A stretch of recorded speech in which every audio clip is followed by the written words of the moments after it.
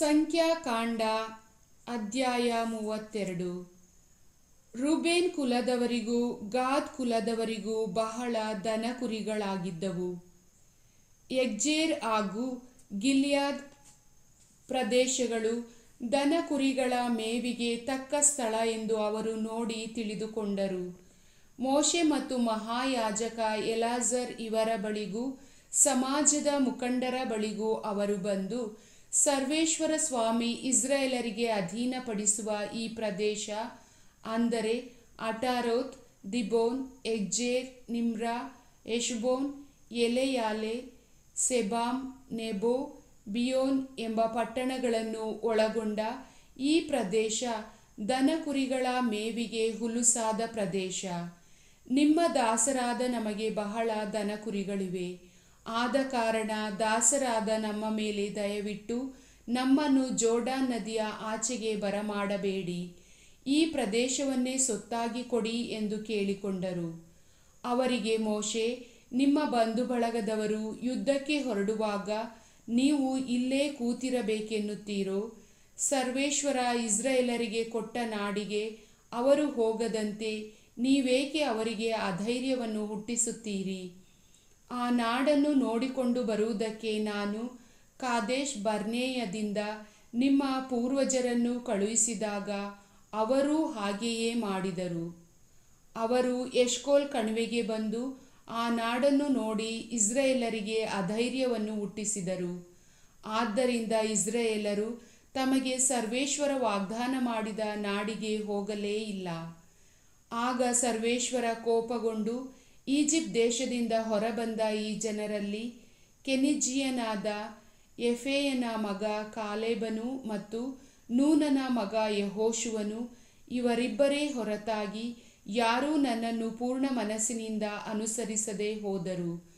ಆದ್ದರಿಂದ ಈ ಜನರಲ್ಲಿ 20 ವರ್ಷ ಮತ್ತು ಅದಕ್ಕೆ ಮೇಲ್ಪಟ್ಟ ವಯಸ್ಸಿನವರಲ್ಲಿ ಇವರಿಬ್ಬರೇ ಹೊರತಾಗಿ ಬೇರಾರೂ ಅಬ್ರಹಾಂ, ಈಸಾಕ್ ಮತ್ತು ಯಾಕೋಬರಿಗೆ ನಾನು ಪ್ರಮಾಣಪೂರ್ವಕವಾಗಿ ಕೊಟ್ಟ ನಾಡನ್ನು ನೋಡುವುದೇ ಇಲ್ಲ ಎಂದು ಖಂಡಿತವಾಗಿ ಹೇಳಿದರು. ಸರ್ವೇಶ್ವರ ಇಸ್ರಾಯೇಲರ ಮೇಲೆ ಕೋಪಗೊಂಡು ತಮ್ಮ ದೃಷ್ಟಿಯಲ್ಲಿ ಕೆಟ್ಟ ನಡತೆಯುಳ್ಳವರಾಗಿದ್ದ ಆ ಪೀಳಿಗೆಯವರೆಲ್ಲರೂ ನಾಶವಾಗುವ ತನಕ, ಅಂದರೆ 40 ವರ್ಷ ಕಾಲ ಇಸ್ರಾಯೇಲರನ್ನು ಮರುಭೂಮಿಯಲ್ಲೇ ಅಲೆಯುವಂತೆ ಮಾಡಿದರು. ಈಗ ಆ ದುಷ್ಟ ಪೀಳಿಗೆಗೆ ಸೇರಿದವರಾದ ನೀವು ನಿಮ್ಮ ಪೂರ್ವಜರಿಗೆ ಬದಲಾಗಿ ಬಂದು ಇಸ್ರಾಯೇಲರ ಮೇಲಿದ್ದ ಸರ್ವೇಶ್ವರನ ಕೋಪಾಗ್ನಿಯನ್ನು ಮತ್ತಷ್ಟು ಹೆಚ್ಚಿಸುತ್ತಿದ್ದೀರಿ. ನೀವು ವಿಧೇಯರಾಗಿ ನಡೆಯದೇ ಹೋದರೆ ಸರ್ವೇಶ್ವರ ಈ ಜನರನ್ನು ಇನ್ನೂ ಮರುಭೂಮಿಯಲ್ಲೇ ಇರಿಸುವರು. ಈ ಸಮಸ್ತ ಜನಾಂಗದ ನಾಶಕ್ಕೆ ನೀವೇ ಕಾರಣರು ಆಗುವಿರಿ ಎಂದನು. ಆಗ ಅವರು ಮೋಶೆಯ ಬಳಿಗೆ ಬಂದು, ಇಲ್ಲಿ ನಮ್ಮ ದನಕುರಿಗಳಿಗೆ ದೊಡ್ಡಿಗಳನ್ನೂ ನಮ್ಮ ಕುಟುಂಬಗಳಿಗೆ ಊರುಗಳನ್ನೂ ಕಟ್ಟಿಕೊಳ್ಳುತ್ತೇವೆ. ಆದರೆ ನಾವು ಇಸ್ರಾಯೇಲರನ್ನು ಅವರವರ ಸ್ಥಳಗಳಿಗೆ ಸೇರಿಸುವ ತನಕ ಯುದ್ಧಕ್ಕೆ ಸನ್ನದ್ಧರಾಗಿ ಅವರ ಮುಂದೆಯೇ ನಡೆಯುತ್ತೇವೆ. ಅಷ್ಟರಲ್ಲಿ ನಮ್ಮ ಕುಟುಂಬಗಳವರು ಕೋಟೆ ಕಟ್ಟಿದ ಊರುಗಳಲ್ಲಿ ವಾಸಿಸಲಿ, ಏಕೆಂದರೆ ಈ ನಾಡಿನ ನಿವಾಸಿಗಳ ಭಯವಿದೆ. ಇಸ್ರಾಯೇಲರು ಎಲ್ಲರೂ ತಮ್ಮ ತಮ್ಮ ಸ್ವತ್ತುಗಳನ್ನು ಸ್ವತಂತ್ರೀಕರಿಸಿಕೊಳ್ಳುವ ಪರ್ಯಂತರ ನಾವು ನಮ್ಮ ಮನೆಗಳಿಗೆ ಹಿಂದಿರುಗುವುದಿಲ್ಲ. ನಮಗೆ ಜೋರ್ಡಾನ್ ನದಿಯ ಈಚೆ ಪೂರ್ವ ದಿಕ್ಕಿನಲ್ಲಿ ಸ್ವತ್ತು ದೊರಕಿದುದರಿಂದ ನಾವು ನದಿಯ ಆಚೆ ಎಲ್ಲಿಯೂ ಅವರೊಂದಿಗೆ ಸ್ವತ್ತನ್ನು ಅಪೇಕ್ಷಿಸುವುದಿಲ್ಲ ಎಂದರು. ಅದಕ್ಕೆ ಮೋಶೆ, ನೀವು ಈ ಮಾತಿನಂತೆ ನಡೆಯುವುದಾದರೆ ನಿಮ್ಮಲ್ಲಿರುವ ಯೋಧರೆಲ್ಲರೂ ಯುದ್ಧ ಸನ್ನದ್ಧರಾಗಲಿ. ಜೋರ್ಡಾನ್ ನದಿಯ ಆಚೆಗೆ ಹೋಗಿ ಸರ್ವೇಶ್ವರ ತಮ್ಮ ವೈರಿಗಳನ್ನು ಹೊರಡಿಸಿಬಿಟ್ಟು ಆ ನಾಡನ್ನು ಸ್ವಾಧೀನ ಮಾಡಿಕೊಳ್ಳುವ ತನಕ ಅವರ ಮುಂದೆ ಯುದ್ಧ ಮಾಡಲಿ. ತರುವಾಯ ನೀವು ಹಿಂತಿರುಗಿ ಬರಬಹುದು.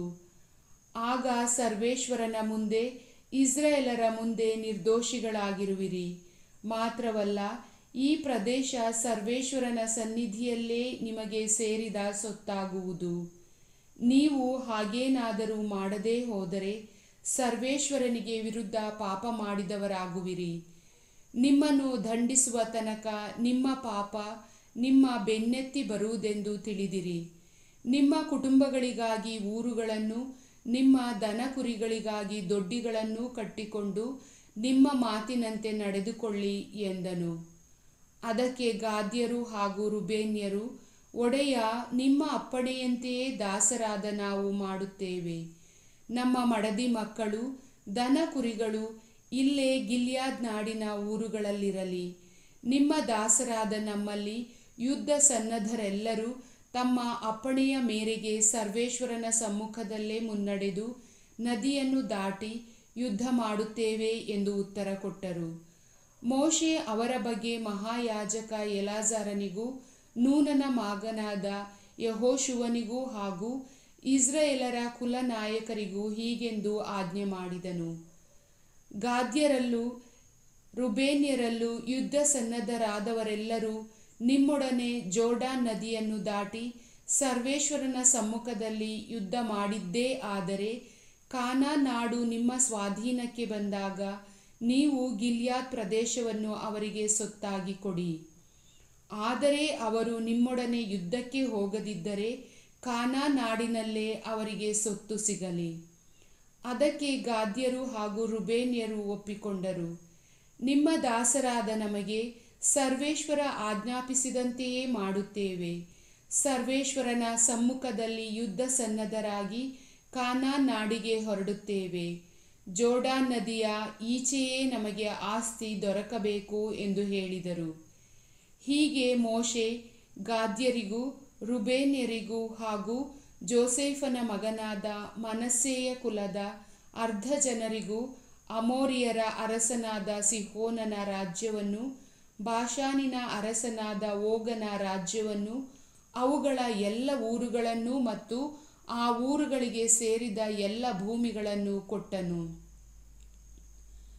ಗಾದ್ಯರು ದಿಬೋನ್, ಅಟಾರೋತ್, ಅರಾಯೇಲ್, ಅಟ್ರೋತ್ಫಾನ್, ಎಗ್ಜೇರ್, ಯೊಗ್ಬಾಹ, ಬೆತ್ನಿಮ, ಬೇತ್ ಹರಾನ್ ಎಂಬ ಸುತ್ತು ಕೋಟೆಗಳುಳ್ಳ ಊರುಗಳನ್ನು ಹೊಸದಾಗಿ ಕಟ್ಟಿಕೊಂಡರು. ತಮ್ಮ ಆಡು ಕುರಿಗಳಿಗಾಗಿ ದೊಡ್ಡಿಗಳನ್ನು ಕಟ್ಟಿಕೊಂಡರು. ರುಬೇನ್ಯರು ಎಷ್ಬೋನ್, ಎಲೆಯಾಲೆ, ಕಿರ್ಯಾತಯಿಮ್, ಸಿಬ್ಮಾ ಎಂಬ ಊರುಗಳನ್ನು ಹಾಗೂ ಬೇರೆ ಹೆಸರಿಂದ ಉಚ್ಚರಿಸತಕ್ಕ ನೆಬೋ, ಬಾಳ್ಮೆಯೋನ್ ಊರುಗಳನ್ನು ಹೊಸದಾಗಿ ಕಟ್ಟಿ ಅವುಗಳಿಗೆ ಬೇರೆ ಹೆಸರುಗಳನ್ನು ಇಟ್ಟರು. ಮನಸ್ಸೆಯ ಮಗನಾದ ಮಾಕೀರನ ವಂಶದವರು ಗಿಲ್ಯಾದಿಗೆ ಹೋಗಿ ಅದನ್ನು ಸ್ವಾಧೀನ ಮಾಡಿಕೊಂಡರು. ಅಲ್ಲಿದ್ದ ಅಮೋರಿಯರನ್ನು ಹೊರಡಿಸಿಬಿಟ್ಟರು. ಮೋಶೆ ಗಿಲ್ಯಾದ್ ಪ್ರಾಂತ್ಯವನ್ನು ಮನಸ್ಸೆಯ ಮಗನಾದ ಮಾಕೀರನ ಸಂತತಿಯವರಿಗೆ ಕೊಟ್ಟನು. ಅವರು ಅಲ್ಲೇ ವಾಸ ಮಾಡಿಕೊಂಡರು. ಮನಸ್ಸೆಯ ವಂಶದವನಾದ ಯಾಯೀರನು ಯುದ್ಧಕ್ಕೆ ಹೊರಟು ಅಮೋರಿಯರ ಗ್ರಾಮಗಳನ್ನು ಸ್ವಾಧೀನಪಡಿಸಿಕೊಂಡನು. ಅವುಗಳಿಗೆ ಯಾಯೀರನ ಗ್ರಾಮಗಳೆಂದು ಹೆಸರು ಕೊಟ್ಟನು. ನೊಬಹನು ಯುದ್ಧ ಮಾಡಿ ಕೆನಾತ್ ಎಂಬ ಪಟ್ಟಣವನ್ನು ಅದಕ್ಕೆ ಸೇರಿದ ಊರುಗಳನ್ನೂ ಜಯಿಸಿದನು. ಆ ಪಟ್ಟಣಕ್ಕೆ ನೊಬಹ ಎಂಬ ತನ್ನ ಹೆಸರನ್ನೇ ಕೊಟ್ಟನು. ಪ್ರಭುವಿನ ವಾಕ್ಯ.